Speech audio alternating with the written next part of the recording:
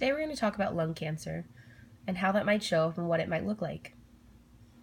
It could come from the air that you breathe in the environment, an infection, smoking, or the exhaust from a car. It could be many different causes that you breathe in and then cancer shows up. And it can look like many of different things too.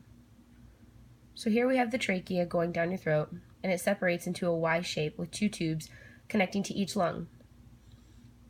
And in those you have the bronchi, and on the end of those there might be one large cluster of cancer, or multiple different areas of the lungs could have cancer as well. It can look like different things.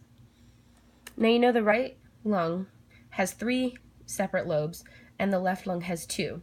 The reason for this is that the left lung is shaped differently to make room for the heart on the left side of your body.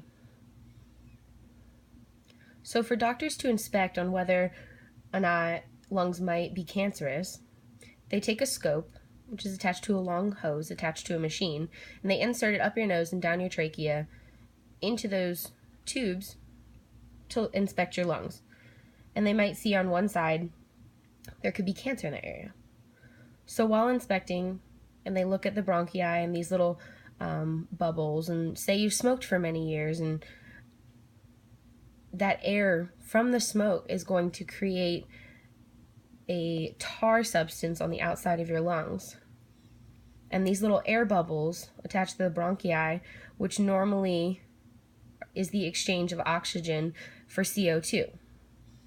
Now this black tar that is shielding these is inhibiting the O2 from getting in. And then the CO2 that you normally breathe out gets stuck and stays inside your body and builds up.